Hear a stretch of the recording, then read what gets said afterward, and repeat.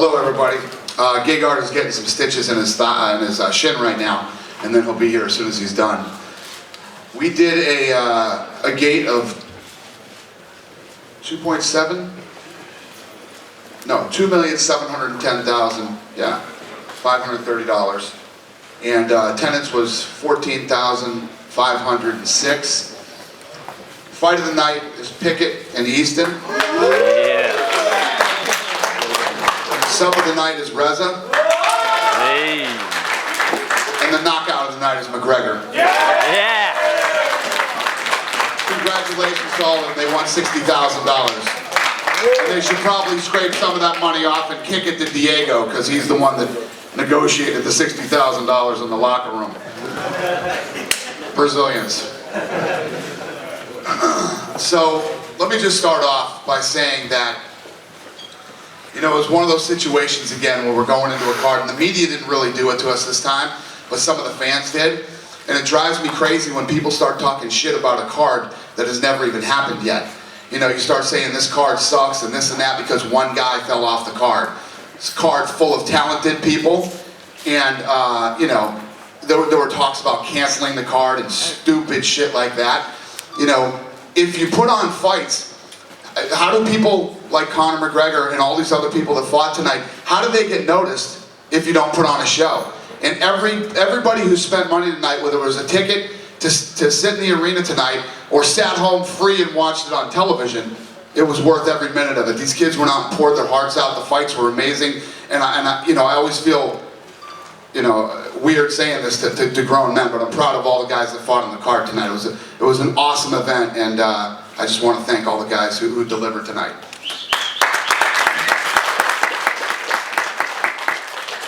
Who's got the first question? Oh, all right, you're next.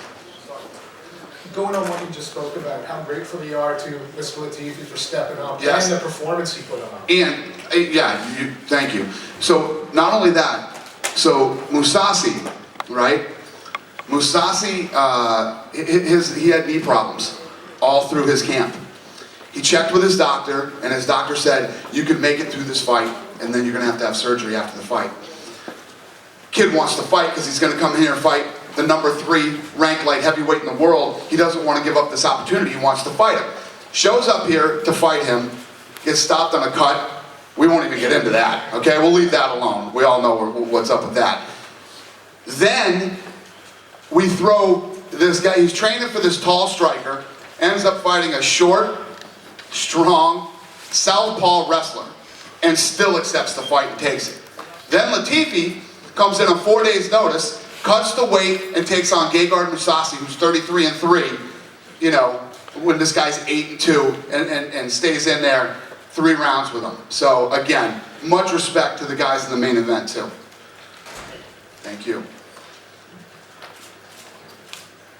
Dana, you announced this week about the Boston card in August, and without The answer is yes. Without wanting to jump, what am I going to ask? You're going to ask if we're going to put McGregor on that card. I'm also going to ask if you consider putting his teammate, Boston-born Irish European champion Conor Pendred. Don't know who he is yet. Okay? Secondly, Conor recently said he's going to single-handedly convince you to drag the UFC back to Ireland. Yeah. Has he swayed you a little bit tonight? I believe him. I believe him. And just one final thing. Back in Trinity when you got that award, Yep. You were hounded questions about McGregor. And you Yep. said, I'm not too sure about this guy. I hear a lot about fighters, but I'm pretty sure now. I know you don't like to praise fighters, but if you could just Yeah. a couple of You want me to praise him? I'd like to. Okay, I'll praise him for you. Let me put it this way. I'm blown away. First of all, it's his first fight ever in the UFC. He walked out tonight and got into the octagon like it was his 100th fight in the UFC. From the minute the bell started, he was nice and relaxed, moved around. And even after, you know, he gets the knockout, it's like he's been here before and done it 100 times. Kid is totally relaxed. He's a beast. I'm impressed. Dresses well. Handsome kid. Seems pretty smart. You good? All right. This question for Conor again. Conor, obviously, you know, it's been a long road to get here. I suppose in your dream, what was the feeling like? Can you describe the emotions at the end of the fight? Yeah, I felt the same, you know what I mean? Even walking in, you know the way people say like about UFC jitters and all, I didn't feel, it just felt like another contest to me, and competition is competition, doesn't matter if it's in a local club or here, you know what I mean? It just felt the same. And to be honest, I don't know what's going on here, I'm just out there hearing $60,000. I'm just thinking of what I'm going to spend now. I'm about to have a car anyway, a nice car, and maybe some suits or something, some custom made suits, or I don't know. Just last week I was collecting the social welfare, you know what I mean? I was insane to them, like I don't know what's going to happen, like I'm signed to the UFC, I don't know what, blah blah blah, but now I suppose I'm just going to have to tell them to fuck out. There's one more question. You want to fight next? No, whatever, you know, I just want to be kept busy, you know, competition keeps me focused, and anytime I don't have competition ahead of me, I just seem to drift, you know what I mean? So I want to be kept busy, and that's it, just whatever, wherever and whenever, you know. Congratulations, see that the country pride to Manchester. We're in the middle of Sweden, yeah. The first two questions are Irish people, you know. We love this sport here, and man, it's great to see all the Irish flags out there, and all, man, it's unbelievable. Hopefully it persuades Dana and the UFC to come back to Dublin. We've got some great fighters over in our area, you know. So hopefully we get a show out of this, please God. And we will. I'm going to stay here for a few minutes, and I'm going to let my man come in over here, and he can answer more Ireland. You can hammer him with the Irish questions. Yeah, Dana, I know you don't normally like to make roster decisions on fight night, but Latifi. But you're going to ask me anyway. I'm going to, yeah. Okay. I'm going to. But Latifi, I mean, this was a kind of a special situation that he wasn't really on your radar. Are you asking me if he's going to get cut? If he's going to get, well, actually, I was going to phrase it the other way and say, will he get an opportunity to fight again with a full Yes, training camp? he absolutely will. Yeah. Cool. Absolutely. We didn't see Rob Pearson. So Ross thinks he broke his foot warming up, so he's at the hospital right now getting his foot checked out. Okay. And lastly, And again, let's talk about him for a second. Breaks his foot in the back, doesn't tell anybody, goes out and fights, you know, and ends up knocking out Ryan Couture, which KJ Noons hit him with some big shots in that last fight and didn't knock him out. So much respect and props to him too. Every guy on this card tonight really came out and delivered, and yeah, again. I know that obviously, not to get into the whole situation with Ryan's dad, but was it special to you at all to be the historic moment tonight where, the first father-son, to tandem now to fought the UFC? Is that any significance to you or because of the tension? It felt really special for me, yeah. Fair enough, fair enough. And last question for you. I heard a lot of Swedish fans this week worried that because of what happened and how difficult it was, that Sweden wouldn't be on your radar anymore. You wouldn't come back for a while until things were sorted out. Is there anything to that, or do you feel confident you'll be back? Yeah, the first time that we came here, it was great. The event ran smooth. Everybody was great. Yeah, this one was beyond difficult. I will admit that. But yeah, no, we're not looking at Sweden and saying we'd never come back here again because of it. It's a great market. Fans have been fantastic to us here, and we'll be back. Hey Dana, Thank you, sir. I'd like to ask about Ryan Couture as well. What do you think of his performance, and what do you think is next for him? Yeah, he's got this real tough style where he goes in and he clinches against the fence. He's good in the clinch with elbows, punches, knees, and I mean, if I had to praise somebody, I'd praise Ross Pearson. He fought a great fight tonight. He was chasing him around. He was trying to cut off the ring, and now especially that I know he had a broken foot. Trying to cut off the ring, getting out of the clinch, battling it, and then finally caught him. And like I said, Ryan Couture has an awesome chin. That kid's got a great chin, because I saw the KJ Noons fight, and KJ Noons was lighting him up with some big shots. That was a controversial decision. A lot of people thought KJ won that fight, but he caught Ryan with a lot of punches, and he took him. And I'm not sure if you know this, but Vadim Finkenstein was here in the arena, and he was sitting very close to the octagon. Do you know about this? I did not know that. So you didn't talk about him? I think he's stalking me. Okay. I don't know why he was here. Did you have a chance to talk to him? I don't know why he was here either. Yeah, we're not on. We don't He talk. was here as a fan. We don't really talk and hang out. You know what I mean? Yeah. Thanks. Thank you. Hey Dana. Yep. Over here. Kevin here from FightPlay.tv. First of all, congratulations on a job well done. Thank you, sir. Amazing event. Thank you. And I got a question for touring. How was it going from the Ultimate Fighter house and making your debut in your home country, Sweden, and getting off that victory? It felt really good to come here fighting from the home crowd. And that was, I mean, I really wanted to go here, and instead of fighting in the States, I get a chance to fight here. That's perfect. And a question for Reza. Reza, going from, as you have, clearly I've been outspoken about it, that you felt robbed in your last fight. Coming back now, getting off with that kind of victory, amazing submission. How does that make you feel like over a vengeance for you? UFC 153 in Brazil is just past for me. Just keep going and go ahead and train harder. And I did my job tonight. What can I say? I'm just happy. You looked amazing tonight too. Seriously, Michael Johnson's a tough, amazing athlete. He looked like one of those things that you buy and you used to punch and it would fall down and go back up, and he would get hit with that kick. He went this way and this way, comes back after that round and ends up winning the submission of the night. Tough guy, man, and a great fight. Quick question for Conor. We've seen you dominate two weight classes on the European scene. Are you planning to stay at featherweight in the UFC? I'll go either, 145 or 155, whatever's available. I'll stay ready so I don't have to get ready, so whatever's there I'll take. I need a couple more weeks for featherweight, of course, but take lightweight as well, no problem. A quick question for Brad. We've heard Conor say what he's going to spend his winnings on, his bonus. What are you going to spend your bonus on? I'm getting married then this year, so that really helps me out a lot. My fiance is quite expensive. Congratulations on the bonus and the marriage. A question for Reza. You also have $60,000 to spend. What do you have in mind? I ordered my Ferrari in Germany. I'm gonna bring it next week. I'm going to Dana White and eat. No, just joking. I don't know any. Question for Ilir. What was your game plan coming into the fight? I think lots of people thought you'd have to impose your wrestling game to get this to the ground, and you finally did in the third round. But talk about your game plan and what you wanted to do tonight. I wanted to, the strategy was to try to use the wrestling, but I didn't really get in the fight, I cut it 27 pounds in 3.5 days, and it took its toll, I felt that I didn't have the energy for the wrestling, so I did the best of it, so. Guys, before the next question, I'm out of here. I appreciate all your support. Thank you very much. I'm going to bring my man up here very quick.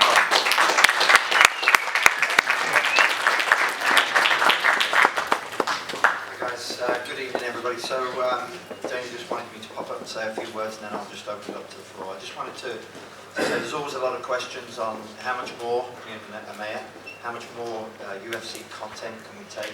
I don't think there's any end to the growth and development and the opportunities that we have. But I think there's a couple of things I just want to say. First off is I too, like Dana, get a bit angry when people start criticising the cards. And I'll repeat a little bit what Dana says, but I will repeat what I said earlier in the week. There is no one fighter that's bigger than the UFC. The UFC is the product that people like to see. We're building dreams and aspirations for people. And these guys are being represented in over 1 billion households. And you look at the McGregors, the Picketts, the Mousasis, everybody on the fight card tonight, they're setting standards for everybody in the sport. So I just wanted to say that we've got a lot of work to do, but these guys, we shouldn't underestimate and underrate what they do for us. I'll take some questions. This is Carl from MMANorway.com. Over. My question is, with the rise of mixed martial arts in the Nordic countries, do you think we'll see the Ultimate Fighter in Scandinavia sometime in the future? Yeah, I mean, you can't underestimate the demand for it. Everybody wants it. The issue is to always give the fans the right quality of product. You've got to make sure that it's handled by a TV network. Now, in EMEA, as you know, we've got multiple countries, multiple television networks, and to have a pan-European Ultimate Fighter, that's somewhat challenging. The objective is to have one. Where we put it first, we haven't decided that. But again, it's about pulling in a network to work together on it. Gary, sorry, just wondering, I know you got in a bit of trouble about an interview you did in London about the possible BT Vision deal. Can you confirm or deny that? Well, I can't confirm it because it's not confirmed, but we're very close. I don't think it's any secret. I mean, you've pointed out. The challenge for us is there's not an official statement on it. Good news is that we found a strategic partner in TV and broadcast for the UK, and it will include more than just airing the live content. So we're very close to that, and as soon as we have that information, we'll let you know. Okay, thanks. Marcus Cole with MMA Nets. First question for Ilir. First of all, congratulations to a great performance. Emotion, run us through what happened from the day you found out you were going to fight till fight night. Well, I was in the south of Sweden, in Malmö, visiting my family, and I got the call that Alex was cut, and they say they couldn't find any replacement, and they asked me like, would you consider fighting Mousasi? And I said, hey man, it would be an honor fighting him, one of the best fighters in the world. And it was like 11 in the evening. I sat in my small car and drove 8 hours all the way up to Stockholm. Arrived like in 3 or 4 in the night. Next day I did some practice, but it wasn't confirmed yet, And I think Tuesday or Wednesday night, I got the okay, that I got to fight. And I was, cutting weight, 27 pounds or so, and doing medical exams, and this has been the most intense week in my life, And for Tour Train, the Ultimate Finale is coming up next week. The Ultimate Finale, or Ultimate Fighter that you were part of, any predictions on the final? Can I talk about that? No.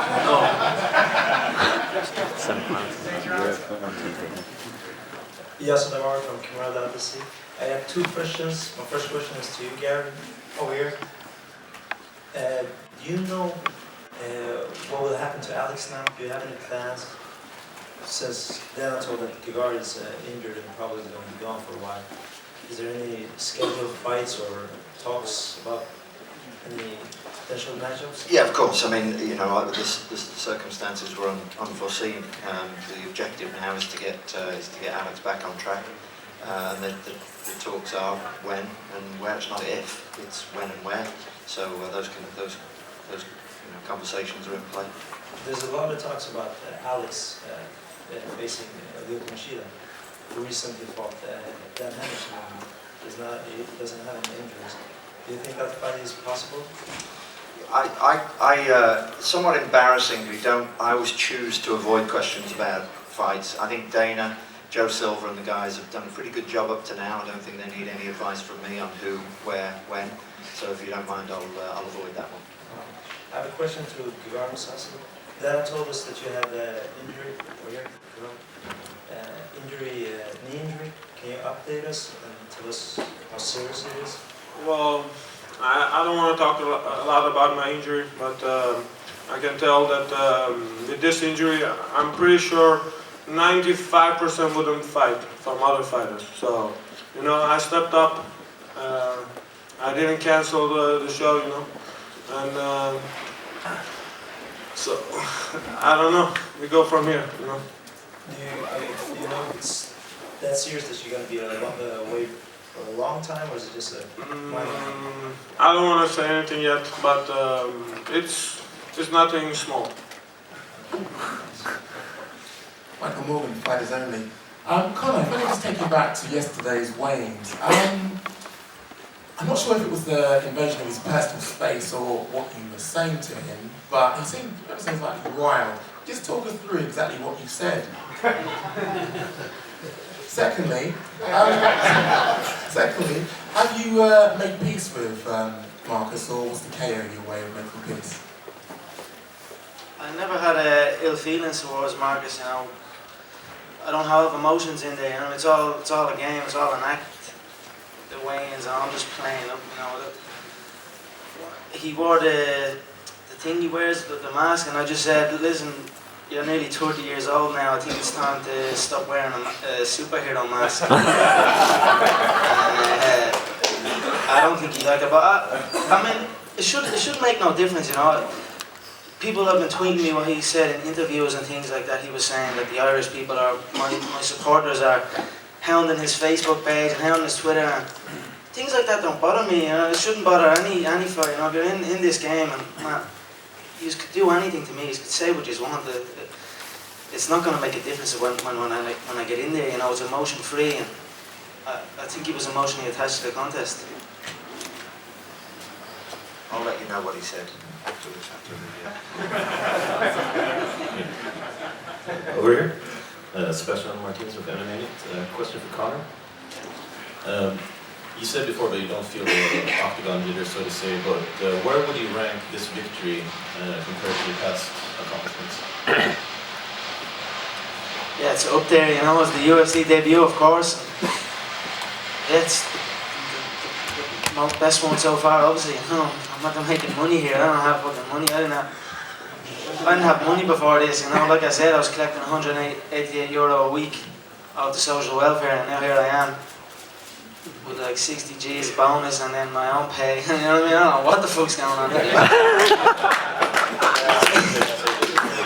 Yeah, this is the biggest one, alright, yeah. And a quick question for Gegard as well. Just as a whole, what was your impression of the Swedish fighters and their performances? Well, you know, when you fight in front of your home crowd, it always gives them, boost and that.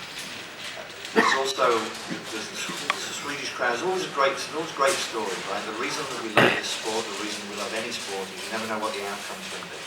These fighters prepare, they take great care and attention and get ready mentally, physically for the event. And so when you're in your hometown, there's always an element of sort of extra little bit that you bring in with you. So that's perfect for them. They did a fantastic job. They did the fans proud. They're proud fans, and they did their fans proud. I think you also have to look into, there's 4 debut UFC fighters tonight, and they did the UFC proud. They did the fans proud. So I think everybody's playing their part, but tonight the Swedish take it. I think they were fantastic. Question for Gary. Just going back to the UK TV deal, and you're talking about shoulder programs and magazine programs. Is that going to be UK specific, or is it like American imports and sort of general UFC content? No, it's actually, I'll finish this one, we'll do 2 more and then we're out. It's a strategy for us in Europe, Middle East and Africa. Don't forget, 96% of our broadcast is after 1 o'clock in the morning. So it's very difficult to build heroes, and these guys are heroes, right? So, and we have fans who want to see them fight. And you've got to give people access to the content. And when you've TV networks that want to bring the stories to the broader attention of the major audience, the broader audience. And we're not doing that. As a business, we're not doing that. The fans want to see it. The fighters want to be known. They want to be well known around the world, and they deserve that because they are elite performance athletes. And so our job in every market is to provide content that is available at the right prime time viewing. Question for Gary over here. Does the UFC have any plans on holding an event in Finland next door? The challenge that we have right now is there's 2 sets. One is for US television. Right now we're contracted with the major broadcasters in the USA, so we're limited by how many we can have in Europe. We're going to try and have more in Europe. Then we have to decide which markets. And we haven't even been to Russia. We haven't even been to Poland. We've not been to Turkey. We've not been to, we went to Abu Dhabi once, but there's a UAE market that's big, and there's a lot of fans out there. So that sounds like we have to prioritize, which is the element of truth. We do, and we look at Stockholm as one of our host cities for the world, and so the objective is to try and keep going back consistently into the same cities with the same at the same time of year. So right now there are no plans in Finland.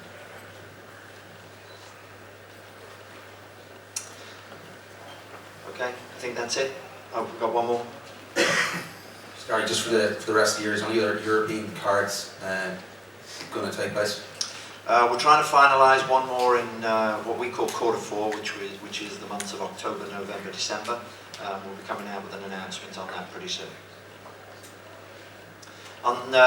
Sorry, one more, and then we're done, and I'll just close on. Yeah, one for Ilir. You had to fill in for the biggest Swedish MMA star ever. How was that coming in here? Feeling that pressure and maybe having some people not knowing who you are before the fight. Was that some extra pressure for you? There's always pressure, when you're fighting. So, but I took it for what it was. It was opportunity. Reza, Madadi, first question for you. That head kick, first of all, how hurt were you? And second of all, what do you want next? I don't remember the head kick.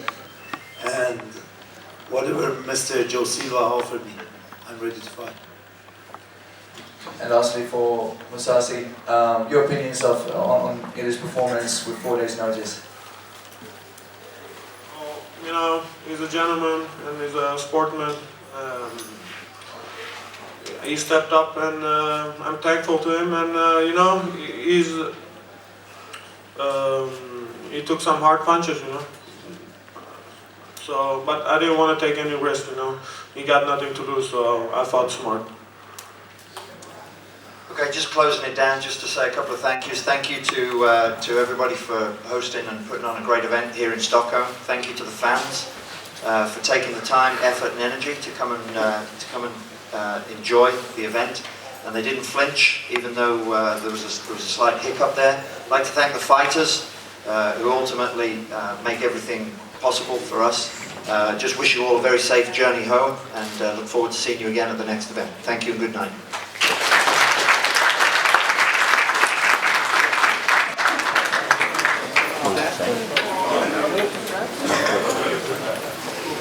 Yeah, probably.